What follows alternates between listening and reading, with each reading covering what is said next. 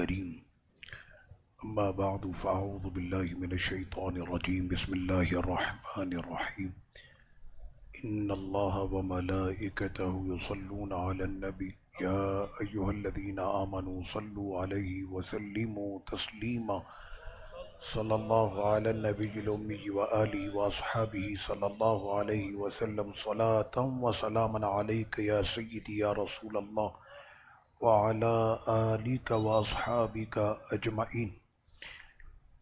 سورۃ الحشر میں رب کریم نے فرمایا کہ میرے حبیب جو تم کو عطا کریں اس کو لے لو، اور جس چیز سے میرے حبیب تم کو روکے اس سے باز رہو۔ ایک طبقہ ہے کہ جو کہتا ہے کہ ہم صرف قرآن والے ہیں، اطاعت رسول سے ہمارا کوئی تعلق نہیں۔ قرآن نے ہی کہا کہ مومن وہی ہوتا ہے کہ جو قرآن کے پیغام کو بھی لے اور اس پر عمل کرے، اور رسول کریم صلی اللہ علیہ وسلم جو اس کو عطا کرے تو اس کو بھی لے اور اس کو قبول کرے اور اس پر عمل کرے، یعنی قرآن اور حدیث دونوں پر بندہ مومن کو عمل کرنا ہوگا۔ جب قرآن مجید کی اس طرح کی آیتیں ہمارے سامنے آتی ہیں تو بڑی ڈھارس ہوتی ہے کہ اگر کسی کا کوئی نہ ہو، جس کا کوئی نہیں تو اس کا خدا ہے۔ تو رب کریم نے فرمایا کہ جہاں کے اندر ایسے بھی لوگ ہوں گے کہ وہ مر گئے تو پیچھے ان کے لیے ہاتھ اٹھا کر دعا کرنے والا کوئی نہیں ہوگا، تو وہ لوگ بے فکر رہیں۔ ان کے لیے بھی میرے رب نے ایسے لوگوں کا انتظام کر دیا کہ جو اپنی دعاؤں میں ہمیشہ کہیں گے کہ اے ہمارے رب ہماری بھی بخشش فرما اور ہمارے ان بھائیوں کی بھی مغفرت فرما جو ہم سے پہلے ایمان کے ساتھ اس دنیا سے رخصت ہو گئے، اور ہمارے دلوں میں کسی قسم کی کوئی نفرت نہ رکھ ان لوگوں کے لیے جو ایمان والے ہیں، بے شک تو ہی سب سے زیادہ کرم کرنے والا مہربان ہے۔ اپنے پیاروں کے لیے دعا کرنا یہ بہت اچھا کام ہے۔ آقا علیہ الصلوۃ والتسلیم نے فرمایا کہ سب سے پیاری دعا وہی ہے جو تم اپنے بھائی کے پیٹھ پیچھے کرتے ہو، وہ اس کے حق میں سب سے زیادہ قبول ہوتی ہے۔ پھر رب کریم نے فرمایا کہ اے ایمان والو اللہ سے ڈرو اور دیکھو کہ تم نے آنے والے دن کے لیے کیا جمع کیا ہے، اللہ سے ڈرو۔ پھر دوبارہ فرمایا، اس ایک آیت کے اندر 2 مرتبہ رب نے فرمایا ایمان والو اللہ سے ڈرو اور دیکھو کہ تم نے آنے والے کل کے لیے کیا کیا۔ پھر فرمایا واتقوا اللہ، اللہ سے ڈرو، بے شک اللہ جانتا ہے جو تم کرتے ہو، اور مت ہونا ان لوگوں کی طرح کہ جنہیں اللہ قیامت میں بھلا دے گا اس وجہ سے کہ انہوں نے دنیا میں اللہ کو بھلا دیا تھا، اور یہی لوگ فاسق ہیں۔ نہیں برابر ہو سکتے جہنمی اور اہل جنت، جو جنتی ہے وہی کامیاب ہے۔ یہاں پر ایک بات میں عرض کر دوں کہ ہمارے یہاں بعض اس طرح سے گفتگو کرنے والے بیچارے عوامی لوگ وہ کہتے ہیں سب برابر ہے، کسی کا کیا پتہ، آپ کافر کو بھی کافر نہیں کہیں، ہو سکتا ہے اس کا کوئی عمل اللہ کو پسند آ جائے۔ تو یہ ذہن میں رکھیے گا کہ کافر اگر کوئی بھی اچھا کام کر لے تو اس کی جو جزا ہے اس کو یہیں دنیا میں دے دی جائے گی، آخرت میں جزا اسی کو ملے گی جس کا خاتمہ ایمان پر ہوا ہو۔ یہ عقیدے کا مسئلہ ہے۔ وہ ہم اپنے مسلمان ہونے پر ہم اتنے ڈھیلے ہو جاتے، پتہ نہیں اللہ تعالیٰ میں بخشے نہیں بخشے، لیکن اس نے تو بڑا نیک کام کیا ہے، نیلسن منڈیلا نے۔ اور میں نے کہا استغفر اللہ، کیسی بات کرتے؟ ایمان اصل چیز ہے، اور ایمان کی دولت جس کو نصیب ہو جائے، کائنات میں اس سے بڑھ کر کوئی قیمتی شے نہیں ہے۔ تو میرے رب نے آج ان لوگوں کے لیے فرما دیا کہ خبردار آئندہ کسی ایسے کے لیے اس کو فوقیت نہیں دینا ان لوگوں پر جو ایمان والے۔ اللہ کی بارگاہ میں عزت کی معراج تو اسی کی ہوگی جو ایمان والا ہے۔ آج جنتی اور جہنمی برابر نہیں ہو سکتے، جو جنت میں جائے گا وہ کامیاب ہے۔ پھر فرمایا کہ اس قرآن کو اگر ہم نازل کر دیں پہاڑوں پر کیا خیال ہے؟ تو پہاڑوں نے کہا کہ اس قرآن کے جلال اور تیرے خوف سے ڈرتے ہوئے ہم تو ریزہ ریزہ ہو جائیں گے۔ تو سارے جہاں کے پہاڑوں نے مل کر جس قرآن کو اپنے اوپر برداشت کرنے کی سکت اور طاقت نہ رکھی، قربان اس سینہ اقدس پر کہ جس پہ قرآن کے 30 پارے اترے اور میرے سرکار ویسے ہی مسکراتے رہے۔ اور پھر قرآن مجید کو رب نے قرآن کا ٹھکانہ، قرآن کا مسکن، قرآن کا گھر اللہ نے اپنے حبیب کا دل بنایا ہے۔ اور دل سے دل میں جو قرآن چلا تو وہ آج تک ہم جیسے گناہ گاروں کے دلوں میں، ہمارے چھوٹے چھوٹے مومن بچوں کے دلوں میں یہ قرآن محفوظ ہے۔ سورہ حشر کی آخری یہ 3 آیتیں ہیں کہ جس میں صفات باری تعالیٰ کا ذکر ہوا۔ نماز فجر کے بعد وظیفہ بنائیں کہ یاسین شریف بھی پڑھا کریں اور ساتھ میں ان 3 آیتوں کو بھی پڑھ لیا کریں، تو اس کا بہت بڑا اجر و ثواب ہے۔ سورہ ممتحنہ اس کی پہلی آیت میں رب کریم نے فرمایا کہ اے ایمان والوں، مت بناؤ اپنے لیے اور اپنے دوستوں کے لیے ایسا دشمن کہ جس کی وجہ سے تم کو مشکلات کا سامنا کرنا پڑ جائے، اور اپنے رازوں کو راز میں رکھو، اور خاص طور پر کہ جب تم جہاد فی سبیل اللہ میں ہو تو بڑی رازداری کے ساتھ۔ قرآن مجید جنگ لڑنے کا طریقہ بھی بتاتا ہے کہ کس طرح سے تم نے جنگ لڑنی ہے، اور یہاں پر ذکر ہو رہا ہے فتح مکہ کا۔ آقا کریم صلی اللہ تعالیٰ علیہ وسلم نے کسی کو بتایا ہی نہیں تھا کہ ہم مکہ فتح کرنے جا رہے ہیں۔ آقا علیہ الصلوۃ والتسلیم نے حضرت عائشہ صدیقہ رضی اللہ عنہا سے فرمایا کہ ہمارا جنگی لباس، ہماری تلوار اور ہماری زرہ، اس کو نکال دیا جائے، رکھ دیا جائے، ہم نے تیاری کرنی ہے۔ سیدنا صدیق اکبر رضی اللہ عنہ تشریف لائے، پوچھا بیٹی آقا علیہ السلام کی یہ زرہ اور یہ تلوار شریف جو ہے وہ آپ نے باہر رکھی ہوئی ہے، کیا آقا کہیں پر جہاد کے لیے جانا چاہ رہے ہیں؟ تو حضرت صدیقہ رضی اللہ عنہا نے اس وقت کہا کہ حضور نے مجھ کو بھی نہیں بتایا ہے۔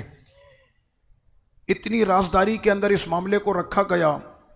یہ بات تو تب پتہ چلی کہ جب 10,000 شمع رسالت کے وہ پروانے جو اپنے نبی کے حکم پر گردنیں کٹوانے اور کاٹنے کے لیے کھڑے ہوئے، اور اب ان کا سیدھا رخ مدینے کی جانب تھا، آج یہ لشکر اور جیش مصطفیٰ چل رہی تھی، اور ان کے قدم اٹھ رہے تھے اس جانب پر، مکے کی جانب پر۔ تو اس وقت میں ایک صحابی ہیں جن کا نام ہے حاطب بن بلتا رضی اللہ عنہ، انہوں نے فوری طور پر ایک بوڑھی عورت کے ذریعے سے ایک خط دیا کہ کسی طرح جلدی سے مکے پہنچو، اور وہاں پر میرے کچھ رشتہ دار ہیں، ان کو اطلاع کرو کہ وہ محفوظ مقام پر منتقل ہو جائیں کیونکہ مسلمانوں کا یہ لشکر آ رہا ہے۔ حاطب بن بلتا صحابی ہیں اور وہ بھی بدری ہیں، یعنی غزوہ بدر میں انہوں نے حصہ لیا تھا۔ اچھا، ادھر انہوں نے وہ خط روانہ کیا، ادھر خط روانہ ہوا اور ادھر آسمانوں سے جبریل روانہ ہوئے، اور آقا علیہ الصلوۃ والتسلیم کی بارگاہ میں آ کر خبر دے دی کہ خط یہاں سے روانہ ہو گیا ہے، بات لیک ہونے والی ہے۔ آقا علیہ الصلوۃ والتسلیم نے حضرت اسامہ، سیدنا مولا کائنات رضی اللہ عنہ کو بلایا، اور ایک اور صحابی بھی تھے، 3 کو فرمایا کہ جاؤ فلاں راستے سے فلاں جگہ پر درخت کے نیچے ایک بوڑھی عورت ہے اور اس کے پاس ایک بستہ ہے، اس کے اندر ایک خط ہے، وہ خط لے کر آؤ۔ تو سیدنا مولا کائنات انہی راستوں سے گزرتے ہوئے جب وہاں پر پہنچے تو اسی صحیح نشاندہی پر وہ عورت موجود تھی۔ آپ نے فرمایا تمہارے پاس وہ خط ہے؟ حاطب کا وہ خط ہے، بس وہ خط دو۔ تو وہ شروع میں کہنے لگی میرے پاس کوئی خط نہیں۔ پھر سیدنا مولا کائنات رضی اللہ عنہ نے تیور بدل کے پھر ذرا اس سے بات کی، تم کو پتہ ہے میرا نام علی ہے، ہاں لاؤ وہ خط دو۔ تو ایک روایت میں کہ اس نے اپنی چوٹی کے اندر یا بالوں کا جو جوڑا ہوتا اس کے اندر اس نے وہ خط چھپایا ہوا تھا، وہاں سے نکال کر اس نے وہ خط دیا۔ ایک میں یہ کہ بستے میں تھا، وہ بستے میں سے دیا اس نے۔ اب وہ خط لے کر آقا علیہ الصلوۃ والتسلیم کی بارگاہ میں پہنچے۔ اب یہ مسلمانوں کا پورا دستہ کھڑا ہے۔ آقا علیہ السلام نے فرمایا این حاطب، حاطب کہاں ہیں؟ انہوں نے کہا لبیک یا رسول اللہ، حاطب حاضر ہے۔ اچھا، جس وقت میں حضرت حاطب کھڑے ہیں تو حضرت حاطب کے بالکل پیچھے جانتے کون کھڑا ہے؟ سیدی فاروق اعظم رضی اللہ عنہ۔ اب آپ کو سوچ لے جس کے پیچھے عمر بن خطاب رضی اللہ عنہ کھڑے ہوں تو اس کی پھر کیفیت کیا ہوگی کہ پیچھے عمر کھڑے ہیں، اگر کوئی مجھ سے غلطی ہوئی ہے تو پھر تو آج خیر ہے نہیں۔ آقا علیہ الصلوۃ والتسلیم نے فرمایا حاطب یہ خط تم نے لکھا تھا؟ کہنا جی حضور میں نے لکھا۔ سرکار کے سامنے کون بول سکتا ہے؟ ان کو تو یہ پتہ ہمارے دلوں کی کیفیت بھی آقا سے پوشیدہ نہیں ہے۔ یہ خط تم نے لکھا ہے؟ کہنا جی حضور میں نے لکھا۔ یہ بخاری شریف میں بھی ہے، یہ خط لکھا ہے؟ جی بالکل لکھا ہے۔ کیوں لکھا؟ تاکہ میرے وہاں پر کچھ عزیز اقربا ہیں، وہ محفوظ مقام پر منتقل ہو جائیں، گھمسان کی جنگ ہونے والی ہے۔ 313 آئے تھے تو بدر سجا تھا، آج تو 10,000 شمع رسالت کے پروانے اور سرفروشان مصطفیٰ جا رہے ہیں۔ تو آج پتہ نہیں کون سی جنگ ہوگی، کیسی گھمسان کی لڑائی ہوگی، تلواروں کی جھنکاریں کہاں تک جائیں گی۔ تو آقا علیہ الصلوۃ والتسلیم نے فرمایا عاطف تم کو پتہ ہے کہ یہ جنگ ہم نے راز میں رکھی ہے، تمہارے اس خط کی وجہ سے اگر مکے والوں کو ہماری پیش قدمی کی اطلاع پہلے سے ہو جاتی تو وہ ہم سے لڑنے کے لیے اپنے دستے پہلے سے تیار کر لیتے۔ تو پتہ یہ چلا کہ اسلام کے اندر پولیٹکس کرنا، سیاست رکھنا، حکمت عملی بنانا یہ میرے نبی کی سنت ہے۔ بعض اوقات ہمیں یہ کہہ دیا جاتا ہے کہ جناب پولیٹکس سے آپ کا کیا تعلق، سیاست سے آپ کا کیا تعلق، آپ مسجد کے لوگ ہیں۔ میں نے کہا جس قرآن کو ہم پڑھتے ہیں وہ قرآن مومن کو سیاست بھی سکھاتا ہے۔ اب وہ الگ مسئلہ ہے کہ جو بیٹھے ہوئے پولیٹکس کرنے کے لیے ان کو سورہ اخلاص نہیں آتی۔ موجودہ وزیر اعظم جو ابھی آیا ہے امپورٹڈ جس کو کہا جا رہا ہے، وہ سورہ کوثر پڑھتا ہے تو 2 آیتیں پڑھ کر پھر صدق اللہ العظیم کر دیتا ہے کیونکہ تیسری آیت اس کو یاد نہیں ہے۔ تو ہمارے یہاں لوگوں کا جو حال ہے پھر وہ ہمیں سمجھانے کے لیے آتے ہیں کہ آپ کا کیا تعلق سیاست سے۔ میں نے پھر کیا چوروں کا تعلق ہے سیاست سے؟ ان لوگوں کا تعلق ہے جن کو سورہ کوثر پڑھنی نہیں آتی۔ پاکستان اسلام کا وہ قلعہ ہے، اللہ ہمارے اس ملک کو انشاءاللہ قیامت تک آباد رکھے گا۔ جانتے ہیں وجہ کیا ہے؟ ارے جس ملک میں اتنا قرآن پڑھا جائے وہ ملک تباہ کیسے ہو سکتا؟ ورنہ ان چوروں نے تو کوئی کسر ہی نہیں چھوڑی ہے پاکستان کو کھانے کی، لیکن اس کے باوجود بھی پاکستان بھی چل رہا ہے اور عوام پاکستان بھی زندہ ہے اور نظام پاکستان بھی زندہ ہے اور پاکستان کا نام دنیا میں زندہ ہے اور انشاءاللہ قیامت تک رہے گا۔ وجہ کہ جتنا قرآن رمضان شریف میں پاکستان کے اندر پڑھا جاتا ہے شاید ہی کسی ملک میں پڑھا جاتا ہو۔ تو حاطب بن بنطل سے آقا علیہ السلام نے جب یہ فرمایا تو پیچھے فاروق اعظم نے تلوار کھینچی۔ انا اشم رائحۃ النفاق من حاطب، یا رسول اللہ صلی اللہ علیہ وسلم مجھے حاطب سے نفاق کی بو آتی ہے، میں اڑاؤں اس کی کرتا نا۔ اب ایسے ہی انہوں نے تلوار اٹھائی تھی۔ فاروق اعظم آسرا تو کرتے نہیں تھے، آپ کیا تو آسرا تھا ہی نہیں نا۔ کیا حضور کے فیصلے کو نہیں مانا اس نے؟ گئے تھے حضور کے پاس، ہاں گئے تھے، حضور کے فیصلے کو اس نے نہیں مانا جبکہ تمہاری پارٹی کا ہے، کلمہ بھی پڑھتا ہے۔ کہنے ایک منٹ ٹھہر جاؤ، فیصلہ پورا نہیں ہوا ابھی، جبکہ دے دیا تھا فیصلہ۔ فاروق اعظم نے منافق اور یہودی کے درمیان جو فیصلہ تھا، آپ فیصلہ دے چکے تھے یہودی کے حق میں، تو یہودی نے کیا کہا؟ کہنا ہم آپ کے نبی کے پاس گئے تھے، نبی نے بھی میری حق میں فیصلہ دیا تھا لیکن یہ آپ کے نبی کی بات بھی نہیں مانتا۔ کہنا رکو پھر ابھی عمر کا فیصلہ پورا کہاں ہوا؟ دوڑ کر گئے گھر، نکالی تلوار اور اڑایا اس کا سر، فرمایا جو نبی کے فیصلے کو نہیں مانتا عمر کی عدالت میں یہی فیصلہ۔ تو فاروق اعظم کی تلوار تو ایسے چمکتی تھی۔ میں نے کہا کہ کرپشن پر قابو پائیں گے، میں نے پوری ایڑی چوٹی کا بھی زور لگا لو، کرپشن تمہارے ابا جی بھی قابو نہیں پا سکتے۔ کرپشن پر قابو ہوتا ہے تلوار سے، وہ جب چمکتی بھی آتی ہے نا سامنے پھر کرپشن پر قابو ہوتا ہے۔ تیری باری میری باری، میری باری تیری باری، تو اندر میں باہر، میں اندر تو باہر، یہ بچپن سے کھیل ہم دیکھتے ہوئے آ رہے ہیں، تو یہ ساری زندگی یہی چلتا رہے گا، اس سے کوئی کرپشن نہیں۔ کرپشن پر قابو ایسا ہوتا ہے۔ یہ نکالی فاروق اعظم نے تلوار، مجھے حاطب سے نفاق کی بو آ رہی ہے، ان قریب تھا کہ وہ ان کی گردن اڑا دیتے۔ سرور کونین نے فرمایا عمر ٹھہر جا، حاطب پر تلوار نہیں اٹھانا، یہ بدری ہے، یہ بخشا ہوا ہے۔ اب دیکھیں کام آئے کہ نہیں، نبی کی ذات کام آئی کہ نہیں؟ سرکار کے سائے میں جو کھڑا ہو جائے بدر کی وادی میں، بھلے جام شہادت نوش بھی نہ کرے، بعد میں اگر وہ اتنی بڑی مسٹیک بھی کرے، حضور کا سائے نے اس کو بچایا کہ نہیں بچایا؟ نفع دیا کہ نہیں دیا؟ فرمایا اس کو نہیں مارنا، یہ بدری ہے، اور جتنے بھی بدر میں اترے تھے وہ سارے بخشے ہوئے، جو چاہے کریں وہ بخشے ہوئے ہیں۔ آپ کو بخشے ہوئے لوگ دیکھنے دنیا میں، یہ 313 بخشے ہوئے۔ تو یہ تھا وہ واقعہ۔ تو رب نے فرمایا کہ اپنا اور اپنے دوستوں کے لیے ایسے دشمن نہیں بناؤ کہ جس کی وجہ سے آپ کے لیے بعد میں مشکلات اٹھانی پڑے۔ تو اس طرح سے سرور کونین صلی اللہ علیہ وسلم نے اس جنگ کا جو ہے وہ نقشہ تب ان کو پتا چلا مکے والوں کو جب مسلمانوں کے یہ دستے ان کے سروں پر کھڑے ہو چکے تھے، اتنی رازداری کے ساتھ فتح مکہ کے لیے گئے تھے، اور جب وہاں پر پہنچ گئے تھے تو اس وقت میں انہوں نے کیا کہا؟ ابو سفیان اس وقت ایمان نہیں لائے تھے، لیکن اس وقت میں وہ مکے کے سردار تھے، تو انہوں نے یہ کہا، اور ان کے ساتھ جو بڑے بڑے سردار تھے مکے کو، انہوں نے یہ کہا کہ بدر کی وادی میں 313 نے ان کے ہمارے 950 کو مٹی چٹا دی تھی، ابھی تو 10,000 آئے ہیں، ہم ان سے نہیں لڑ سکتے، ہتھیار رکھ دیے ہم ان سے۔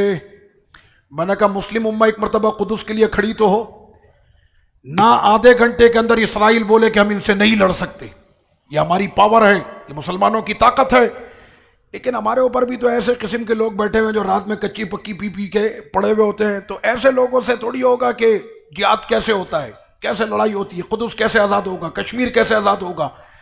آؤ پڑھو قرآن، میرے رب نے فرمایا ایک مومن کی طاقت 20 مردوں پر بھاری ہے، کافروں کے کیوں فرمائی یہ بات ہے؟ تاکہ مسلمانوں کے حوصلے بلند رہیں۔ اب ہمارے اوپر ایسے لوگ آگے جو مسلط کر کے، جو پہلے ہی مومن ٹھنڈا ہو رہا ہے اس کو اور سرد خانے میں ڈال ڈال کے اور ٹھنڈا کرو۔ تو رب کریم نے فرمایا کہ میرے محبوب کی زندگی تم سب کے لیے بہترین مثال ہے، تو اگر چاہتے ہو کہ تمہاری زندگی کامیاب ہو، نبی کے رنگ میں رنگ جاؤ۔ اللہ کے مہمانوں کیا خیال ہے؟ آقا کے رنگ میں رنگنا ہے؟ کتنے لوگ ہیں آج اس برکت والی رات میں عہد کر لیں کہ آج کے بعد ہم داڑھی نہیں منڈوائیں گے؟ چلیں، اس لیے کہ زندگی تو ہے ہی کامیاب نبی کی راستے میں۔ آپ لوگوں نے ہاتھ اٹھایا، رب کریم نے بھی دیکھا، میرے سرکار نے بھی دیکھا ہے۔ انشاءاللہ اب ہمارے چہروں پر آقا کی سنت سجے گی، اور جب ہم مسجدوں سے باہر جائیں گے اور چاند رات کو جب دوست کہہ رہے ہوں گے کہ آ جاؤ ہیئر سلون میں چلتے ہیں، تمہیں پپو بناتے ہیں، تو آپ نے اس وقت میں یہ کہنا ہے کہ اب میرے اوپر یہ رنگ نہیں، اب تو میرے اوپر ذات مصطفیٰ کا رنگ ہوگا۔ مومن کا چہرہ تو داڑھی اور امامے کے ساتھ ایسا حسین لگتا ہے، کھڑا ہو جائے تو کافر دیکھتا رہتا ہے کہ یہ کون سے لوگ آ کر کھڑے ہیں۔ یہ مومنوں کی شان ہے۔ حضور کے غلام جب جاتے تھے نا، ایک اکیلے عثمان غنی داخل ہوئے تھے مکے کے اندر، یاد ہے آپ کو؟ حدیبیہ کے موقع پر اکیلے، وہ پورا مکہ، وہ بھی اتنا خطرناک جو اللہ کے نبی اور 1400 صحابہ کو آنے نہیں دے رہا، راستہ بند کر دیا تھا، نہیں جا سکتے۔ عثمان آپ جائیے مذاکرات کریں ان سے۔ وہ سیٹ آدمی ویسے بھی گھبراتا ہے ٹینشن والے علاقے میں جانے سے۔ ڈیفنس والے کو آپ بولو نا کہ لیاری چلنا ہے، میں بھی پرسوں رات بیان کر کے آیا ہوں لیاری کمار واڑہ میں، تو وہ کہتا ہے مولانا یہ پکڑو تم کرایہ، تم خود ہو کر آ جاؤ۔ تو سیدنا عثمان غنی تو اتنے غنی کہ پورے مدینہ شریف میں مال تجارت ہے ہی انہی کا، یعنی پورے مدینہ شریف میں ان سے زیادہ پیسے والا کوئی ہے ہی نہیں۔ آقا نے فرمایا عثمان مکے جانا ہے، کہنا جانا ہے تو جانا ہے، یہ نہیں کہا سرکار میرے ساتھ سیکورٹی میں کتنے لوگ چلیں گے۔ ہمارے یہاں تو لوگ پیسے والوں نے تو کرائے کے سیکورٹی گارڈ بھی تو رکھے ہوتے ہیں نا، 2 گاڑیاں گارڈوں کی چل رہی ہوتی ہے ساتھ میں۔ ڈر کیا ہوتا ہے؟ موت نہ ہو جائے، کوئی مار نہ دے۔ اور حضرت عثمان کو یہ پتا ہے کہ اگر حضور کے نام پہ مر گئے جان جائے گی پر ایمان تو بچا رہے گا۔ وہ چلے گیا سیدنا عثمان غنی، جب مکے میں اندر داخل ہوئے تو اب خود آپ سوچے نو گو ایریا، دوسری پارٹی کے بندہ اندر، سارے دشمن کھڑے، تو حضرت عثمان غنی کو ایسے سر جھکا کے چلنا چاہیے تھا نا۔ لیکن شاہ ولی اللہ محدث دہلوی نے کیا فرمایا کہ عثمان غنی جب مکے میں داخل ہوئے تو ایسے سینہ تان کر چل رہے تھے جیسے رسول اللہ کے دربار کا ببر شیر آ رہا ہے۔ اور جب کافروں کی آنکھوں میں آنکھیں ڈال کے عثمان غنی نے ان کو گھور کے دیکھا تو ان کی نظریں جھک گئیں۔ یہ ہوتے ہیں حضور کے غلام کے جو اس انداز میں چلتے ہیں۔ تو میں اسی لیے کہتا ہوں اپنے بچوں کو چلنا بھی سکھاؤ کہ مومن کا بچہ چلتا کیسے ہے اور اس کی پاور کیسی ہوتی ہے۔ شاہ ولی اللہ محدث دہلوی نے فرمایا کہ آقا علیہ الصلوۃ والتسلیم کے ہر عمل میں حکمت ہے کہ آج ابو بکر نہیں جائیں گے، آج عمر نہیں جائیں گے، آج علی نہیں جائیں گے، آج عثمان جائیں گے۔ وجہ کیا ہے؟ اس لیے کہ آج مکے کا بڑے سے بڑا کوئی سیٹ ہو یا چھوٹے سے چھوٹا کوئی فقیر ہو، کوئی بھی ایسا نہیں تھا جو عثمان کے قرضوں کے بوجھ تلے دبا ہوا نہ ہو۔ پورے مکے والے مقروض تھے حضرت عثمان کے مال کے۔ نظریں کون اٹھائے گا؟ نکال میرا قرضہ۔ ویسے بھی جو قرضہ لے لیتا ہے پھر اس کی یاد بھی بڑی آتی ہے، کبھی اس کو فون نہ بھی کرے لیکن قرضہ لینے کے بعد روزانہ خیریت پوچھتا، ہاں بھائی زندہ ہو، تاریخ یاد ہے نا۔ اس کے بعد یہاں پر رب کریم نے مومنات سے خطاب فرمایا، آیت نمبر جو ہے وہ 12 ہے سورۃ الممتحنہ کی۔ نبی کریم صلی اللہ علیہ وسلم سے فرمایا کہ اے میرے حبیب یا ایھا النبی، جب آئیں آپ کے پاس وہ مومنات، کیا پیارا لفظ دیا ہے قرآن نے۔ مومن تو ہوتا ہے، میرے رب نے عورتوں کے لیے جو ایمان والی کیا فرمایا؟ مؤمنات۔ جتنی عزت عورتوں کو اسلام نے دی ہے کوئی مذہب تصور بھی نہیں کر سکتا۔ اسی قرآن میں ہے کہ عورتوں کے وہ دن کہ جس میں وہ نماز نہیں پڑھ سکتی، وہ ان کے مہینے کے کچھ دن ہوتے ہیں۔ نماز وہ عبادت ہے جو کسی حال میں معاف نہیں، لیکن ان دنوں کے اندر شوہر نامدار، میں نے تو نہیں سنا کہ کسی نے یہ کہا کہ بیگم ابھی آپ ان دنوں سے گزر رہی ہیں، وہ تکلیف کے دن ہیں آپ کے، تو آپ ان دنوں کے اندر روٹی مت پکائیے گا، پراٹھے مت پکائیے گا، برتن مت دھوئیے گا، میرے کپڑے استری مت کیجیے گا، کپڑے مت دھوئیے گا، گھر کی صفائی مت کیجیے گا، کیونکہ آپ تکلیف کے دنوں سے گزر رہی ہیں۔ آج تک اس بات پر کسی نے بات بھی نہیں کی۔ حقوق کے لیے آ جاتی نا، میرا جسم میری مرضی، میں نے کہا تم کو بات کر دی تو اس پر بات کرو نا کہ وہ تکلیف کے اندر گزر رہی ہے گھر کے اندر، تو شوہروں کو چاہیے کہ وہ ان کو آرام دیں۔ تم تو کچھ بھی ان کو نہیں دے سکتی، میرے رب نے تو ان کے لیے وہ عبادت جو کسی حال میں معاف نہیں ہے، اللہ ان دنوں پر بندیوں پر وہ نماز بھی معاف کر دیتا تاکہ میری بندیوں کو تکلیف نہ ہو۔ لیکن اصل میں یہ بات ان کو پتا ہوگی کہ جنہوں نے قرآن پڑھا ہوگا، جنہوں نے کبھی قرآن مجید کی صورت نہیں دیکھی، بلکہ وہ اتنے دور ہیں اسلام سے۔ یہ قرآن پاک لوگوں کے لیے ہے اور اس کو ناپاک چھو بھی نہیں سکتے، اس کو جو چھوئے گا وہ پاک ہوگا۔ کل ہم نے آیت پڑھی تھی لا یمسہ الا المطہرون، قرآن کو وہی چھوئے گا جو پاک ہوگا۔ تو مومنات جب آئیں سرور کونین صلی اللہ علیہ وسلم کے دربار عالی میں بیعت کرنے کے لیے، آقا کے دربار میں صرف ابو بکر، عمر، عثمان و حیدر نہیں، اسلام کی وہ بڑی بڑی مجاہدہ ہیں، سیدنا خالد بن ولید کی زوجہ، سیدنا ابو بکر صدیق رضی اللہ عنہ کی شہزادی سیدہ اسما، تو یہ وہ ہیں کہ جنہوں نے میدان جہاد میں اتر کر مجاہدین کے لیے امداد فراہم کی ہے۔ آپ کو یاد نہیں؟ بڑا مشہور واقعہ، سیدنا خالد بن ولید رضی اللہ عنہ کسی جنگ میں اتر گئے تھے تنے تنہا، اور ساتھ میں مسئلہ کیا ہوا، بلکہ کچھ چند ساتھیوں کے ساتھ اتر گئے۔ سیدنا خالد بن ولید آپ چند ساتھیوں کے ساتھ چلے گئے، کہنا یار سینکڑوں کے دستے لے کر تو ہمیشہ حملہ کرتے ہیں، آج ٹرائی کر رہا تھا کہ اگر دو چار بھی جائیں تو ہم لوگ کی پاور کتنی ہے۔ اللہ اکبر یا رسول اللہ صلی اللہ علیہ وسلم۔ تو ایسے وقت میں اب دیکھیں وہ تو دیکھیں انہوں نے کیا کیا، وہ اتر گئے، چاروں طرف سے ان کو گھیر لیا۔ ایسے وقت میں آقا علیہ الصلوۃ والتسلیم ایک پیارے کے خواب میں تشریف لائے، یعنی آقا علیہ السلام پردہ فرما چکے، پیارے کے خواب میں تشریف لائے، فرمایا اٹھو فلاں مقام پر خالد کو دشمنوں نے گھیر لیا، پہنچا فٹافٹ۔ ادھر سے وہ دوڑے اور ادھر سیدنا خالد بن ولید رضی اللہ عنہ کی زوجہ جو تھی، ان کی نظر پڑی حضرت خالد بن ولید رضی اللہ عنہ کی ٹوپی پر۔ یہ وہ ٹوپی تھی، یہ وہ امامہ تھا ان کا جو جنگ میں آپ پہنتے تھے۔ فرماتے ہیں اسی امامے سے تو میں ساری جنگیں جیتتا ہوں۔ ہم نے کہا جنگ تو تلوار سے اور گولے اور بارود سے جیتی جاتی ہے۔ خالد بن ولید فرماتے ہیں نہیں، میں تو اپنی ٹوپی سے جیت جاتا ہوں، میرے امامے میں برکت ہے۔ کہنے وہ برکت کیا ہے؟ میں نے اپنے نبی کے چند بال مبارک اس میں پرو کر رکھے، ان بالوں کی برکت ہے کہ خالد ہر مارکے میں کامیاب ہوتا۔ ادھر آپ کی زوجہ نے دیکھا کہ ارے خالد تو یہ اپنا امامہ یہی بھول کر چلے گئے، ادھر انہوں نے اٹھایا اور وہ بھی دوڑی، ادھر سے وہ صحابی اپنا پورا لشکر لے کر اس طرف جب جا رہے تھے تو انہوں نے دیکھا کہ کوئی نقاب پوش ہے اور بڑی تیزی کے ساتھ وہ دوڑتے ہوئے اسی طرف جا رہے، تو انہوں نے چند گھوڑے سوار ان کے پیچھے دوڑائے۔ تو جب وہاں پر یہ قریب ان کے پہنچے اور کہا کہ او اجنبی کون ہو تم، تو آواز آئی کہ میں خالد بن ولید کی زوجہ ہوں، امامہ وہ بھول کے میں پہنچانے جا رہی۔ میدان جہاد کے اندر وہ پہنچی ہیں اور سیدنا خالد بن ولید اس وقت چاروں طرف سے گھرے ہوئے تھے۔ ساتھی آپ کے کیا کہہ رہے، اس وقت میں بھی ان کو دیکھے کیسی مسکراہٹ ان کے چہروں پر ہوتی، خالد لگتا ہے قضا آ گئی، کیا مطلب جام شہادت آج نصیب ہونی ہے۔ تو ان کو کوئی غم تھوڑی ہوتا تھا، کہنا ہم نے تو زندگی کا مقصد ہی یہی رہتا۔ اپنے وصال سے پہلے خالد بن ولید رضی اللہ عنہ نے کیا فرمایا، رونے لگے آپ اپنے بیٹے سے، آپ نے فرمایا، کہنے لگے کہ وہ کہنے لگے بابا جان آپ روتے کیوں ہیں، آپ تو اللہ کی تلواروں میں سے ایک ننگی تلوار ہیں، آپ کا یہ لقب ہے سیف اللہ المسلول، تو آپ روتے کیوں ہیں؟ فرمایا کہ خالد کو یہ دن دیکھنے تھے کہ بستر پر اس کو موت آتی، میری تمنا تو یہ تھی اترتا میں میدان میں اور میرا سینہ جو ہے وہ نیزے بھالے اور تیروں سے میرا سینہ چھلنی ہوتا، میں جام شہادت نوش کرتا، سامنے میرے آقا کا چہرہ ہوتا، یہ میری تمنا تھی۔ تو سیدنا خالد بن ولید وہاں پر بھی مسکرا رہے، کہنا قضا آ گئی، کوئی مسئلہ نہیں، شہادت تو اب نصیب ہونی ہے۔ اتنی دیر میں اسی تلواروں کے سائے میں وہ گھوڑا سوار جب قریب پہنچا ان کے، تو کہا کہ او اجنبی کون؟ تو کہا کہ خالد مجھے نہیں پہچانا، میں آپ کی زوجہ ہوں، آپ کا امامہ لے کر آئی ہوں۔ یہ پہنے اپنا جنگی خود آپ پہنے، اور اس کو پہنتے ہی ادھر وہ جنگ کہ مسلمان بالکل شکست کھانے ہی والے تھے ادھر میرے سرکار کے منہ مبارک پہنچے ہیں اور ادھر جنگ کا نقشہ بدلا، ہاری بھی جنگ جیت گئے.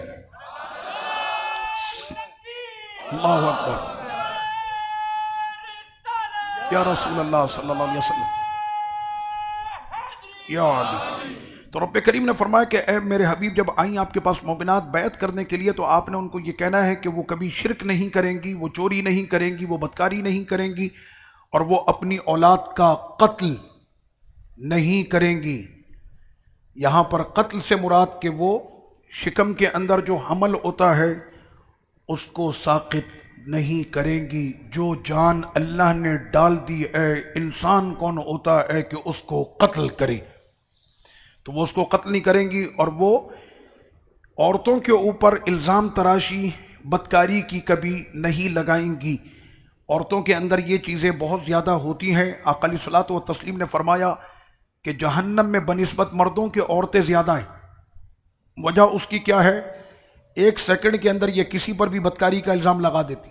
کوئی عورت کو دیکھا کہ وہ اکیلے کہیں سے گزری، اس پر بدکاری کا الزام لگا دیا.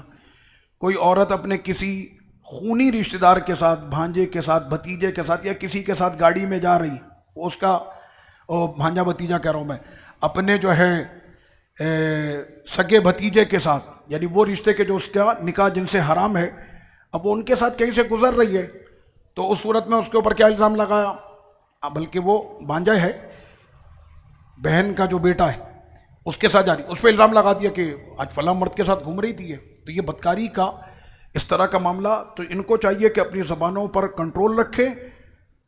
اگر کنٹرول نہیں رکھا تو قرآن نے کہا ما یلفظ من قول الا لدیہ رقیب عتید. ادھر تمہاری زبان سے لفظ نکلے اور ادھر وہ لکھ دیے جاتے ہیں. رقیب اور عتید یہ دو فرشتے جن کی ڈیوٹی ہے کہ آپ کے منہ سے نکلے ہوئے ایک ایک لفظ کو لکھ دیا جاتا ہے. تو رب کریم نے اپنے حبیب سے فرمایا کہ مومنات کو آپ نے یہ وصیتیں کرنی ہیں. سورۃ الصف میں فرمایا کہ بے شک اللہ سے محبت کرنے والے، بے شک اللہ ان لوگوں سے محبت فرماتا ہے کہ جو میدان جہاد کے لیے جب نکلتے ہیں اللہ کے راستے میں، تو میرے رب نے فرمایا کأنہم بنیان مرصوص، ان کے قدم ایسے میدان میں جمع ہوتے ہیں جیسے سیسا پلائی ہوئی دیوار ہو. ان کے قدموں کو کوئی پھر ہلا نہیں پاتا. اسی وجہ سے کفر آج بھی آپ کے بچوں سے ڈرتا. اگر کوئی آپ کا بچہ ایسے ربیع نور شریف میں لگا کے دکھاتے ہیں نا، چھوٹے چھوٹے بچے دکھا رہے ہوتے ہیں، انہوں نے لکھا ہوتا ہے سرکار کی آمد مرحبا، لکھا ہوتا ہے لبیک یا رسول اللہ، تو وہ آپ کے بچوں کو دیکھ کر اسرائیل والے ڈر رہے ہوتے ہیں. کہنے لگے یہ کیا، یہ پھر دوبارہ سے پیدا کر رہے محمود غزنوی، یہ پھر دوبارہ سے پیدا کر رہے ٹیپو سلطان، یہ پھر دوبارہ سے پیدا کر رہے شہاب الدین غوری، یہ پھر دوبارہ سے پیدا کر رہے وہ سارے مجاہدین.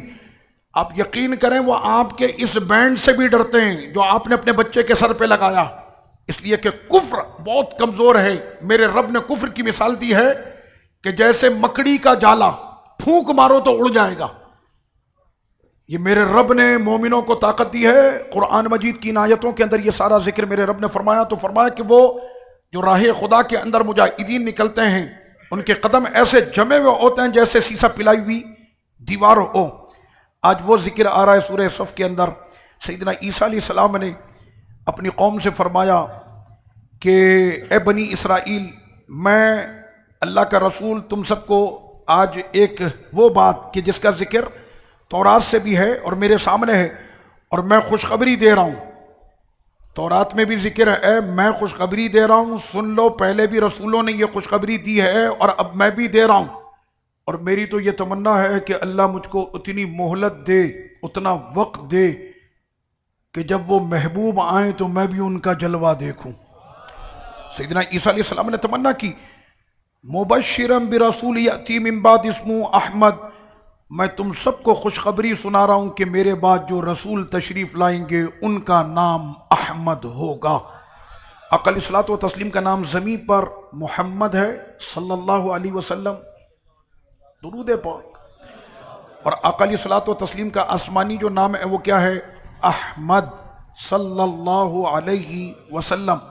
سیدنا عیسیٰ علیہ السلام نے جو یہ تمنا کی تھی نا، تو رب کریم نے ان کی تمنا کو پورا کرنا ہے. انہوں نے تمنا یہ کی تھی کہ اے میرے مالک اپنے حبیب کے امتیوں میں مجھے بھی شامل فرما. عیسیٰ علیہ السلام دوبارہ آئیں گے، جنگ کریں گے، پوری دنیا میں اسلام کا نظام ہوگا، اہل سنت و جماعت پوری دنیا میں ہوں گے، پوری دنیا میں صرف ہم ہوں گے، اہل سنت و جماعت ہوں گے. دجال کا قتل ہوگا مکے کے قریب، تلوار سے اس کا قتل کریں گے. کون؟ عیسیٰ علیہ السلام. یہ میں حدیثیں بتا رہا ہوں آپ کو. حضرت امام مہدی کا بھی ظہور ہوگا. دمشق کی جو سب سے بڑی مسجد ہے، اس مسجد میں امام محمد مہدی المنتظر، جن کے والد کا نام آقا علیہ السلام نے فرمایا کہ جو میرے والد کا نام ہے، اور وہ تشریف لائیں گے. حضرت امام مہدی میرے خاندان سے وہ تشریف لائیں گے. مصلی امامت پر امام مہدی ہوں گے، عیسیٰ علیہ السلام ان کے مقتدی ہوں گے. اور اس کے بعد پھر یہ قافلہ جو دمشق سے چلے گا تو یہ پورے جہاں کے اندر پھر یہ چھا جائے گا، اور پوری دنیا میں پھر اہل سنت و جماعت ہوں گے. دجال کو قتل کرنے کے بعد جب مشن عیسیٰ علیہ السلام پورا ہو جائے گا تو پھر آپ کا وصال ہوگا. ابھی عیسیٰ علیہ السلام کا وصال نہیں، ابھی ان کو اٹھا لیا گیا ہے. پھر عیسیٰ علیہ السلام کا وصال ہوگا. کہاں پر ان کا مزار بنے گا کسی کو پتا ہے؟ کہاں پر بنے گا ان کا مزار؟ جی، آقا علیہ الصلوۃ والسلام کے جوار میں عیسیٰ علیہ السلام کو دفن کیا جائے گا. ان کی تمنا تھی، وہ تمنا نبی دعا کرے پوری نہ ہو، تو ان کی یہ دعا تھی، اور ان کی یہ دعا رب کریم نے پوری فرمائی. تو رب کریم نے فرمایا کہ وہ لوگ کہ جنہوں نے اس اللہ پر جھوٹ کیا افترا باندھی اور وہ دعویٰ کرتے ہیں اسلام کا، یہی وہ قوم ہے کہ جو سب سے بڑی ظالم قوم ہے، ان کے لیے کوئی ہدایت نہیں ہے. ایسے لوگ کہ جو اسلام کے دعوے دار بن کر اسلام کے خلاف بک بک کریں، ہے نا،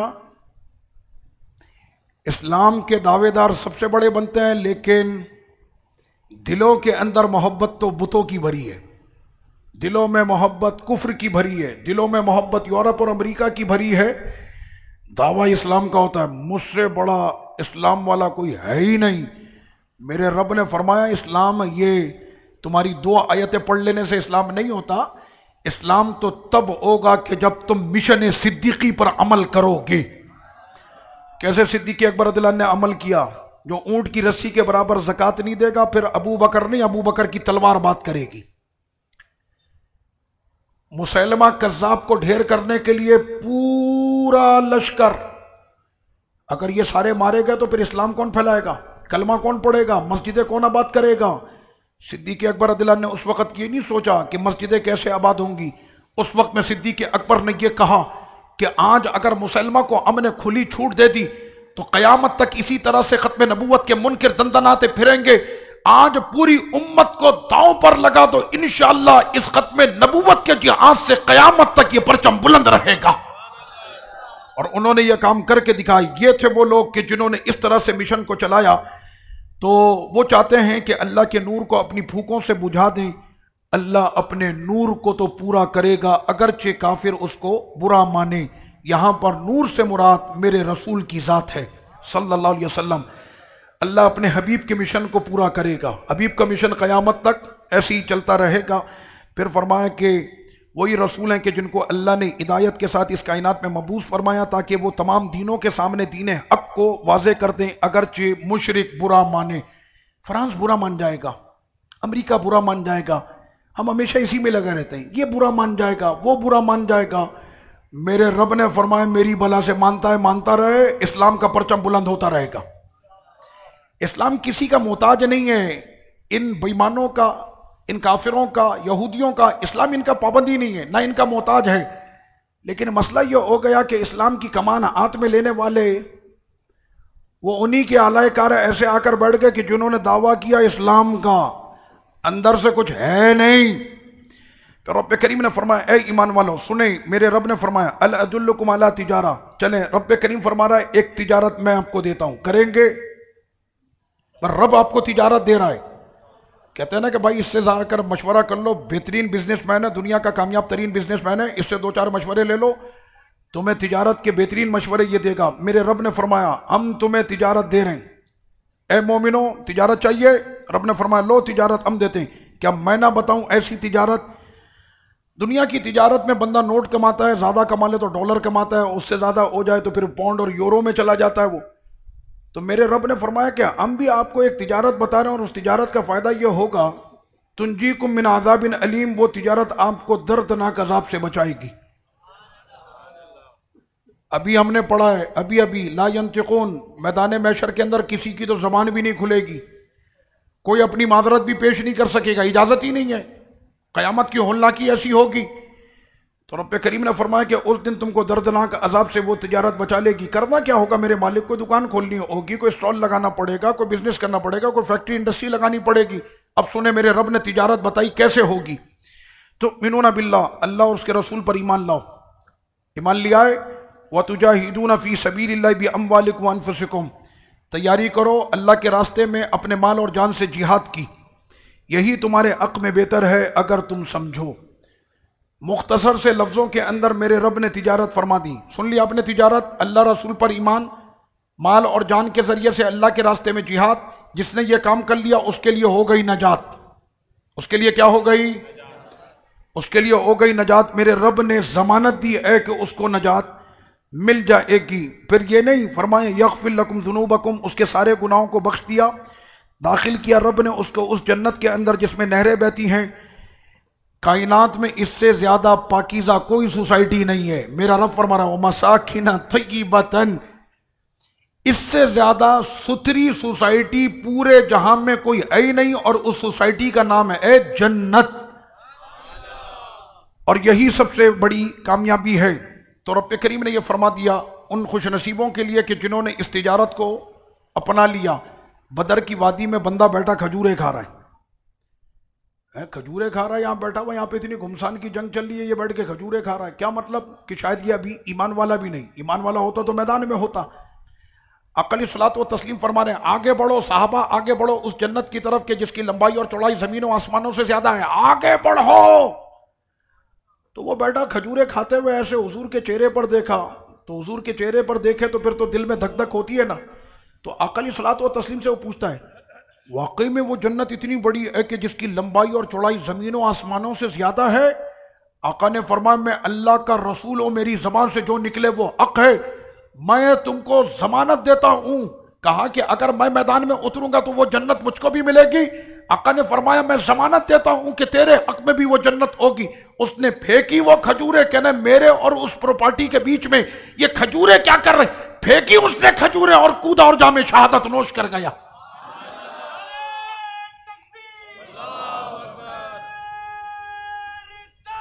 یا رسول اللہ صلی اللہ علیہ وسلم، یا علی. آپ لوگ اپنی نشست اسی طرح سے جاری رکھیں، دعاؤں میں یاد رکھیں. آج بڑی رات ہے، شب قدر ہے. اپنے کسی بھی وقت کو، لمحے کو بالکل ضائع نہ ہونے دیجیے گا. اللہ پاک سب پر کرم فرمائے.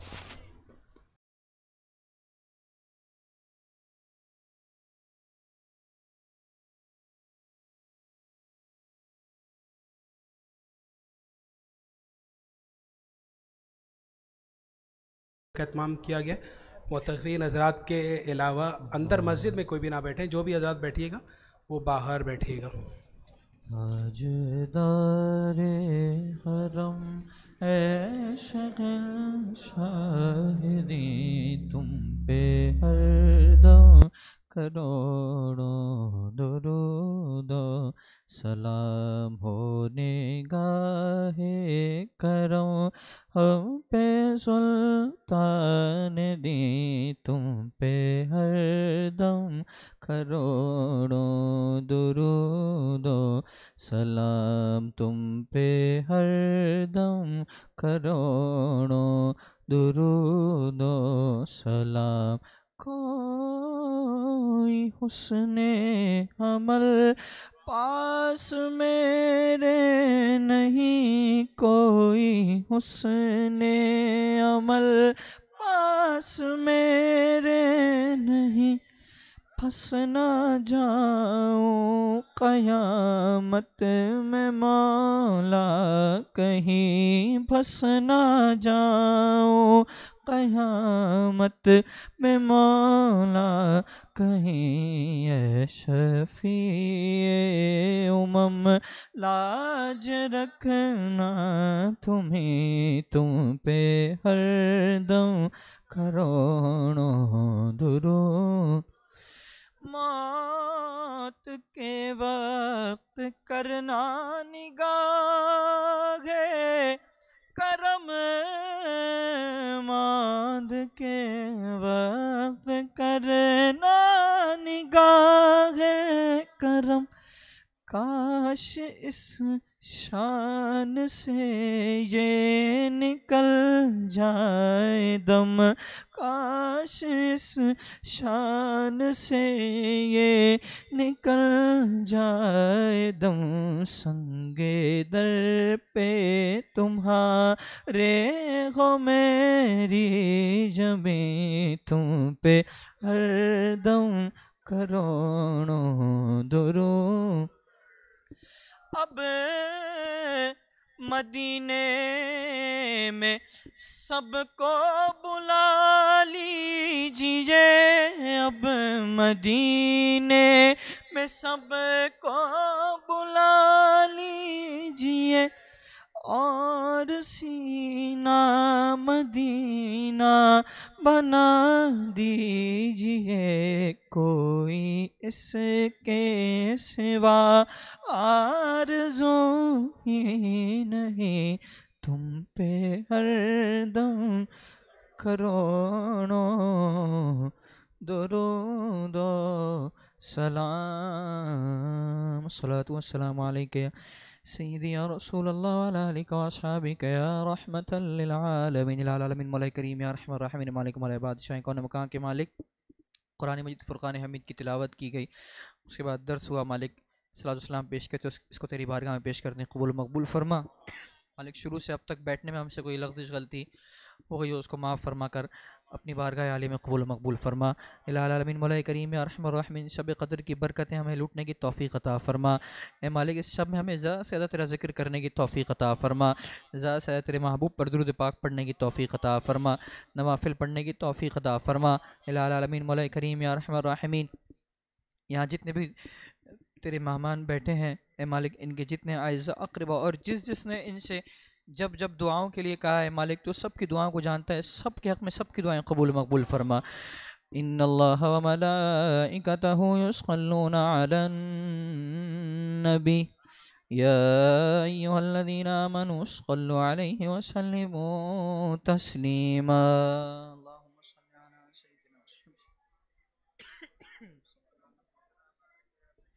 صلاة و سلام علیک یا سیدی یا حبیبی یا طبیبی یا سیدی یا رسول اللہ۔ جب دم واپسی ہو یا اللہ، سامنے ہو چہرہ مصطفیٰ اور ہم سب کے لبوں پہ ہو لا الہ الا اللہ، لا الہ لا الہ الا اللہ محمد الرسول۔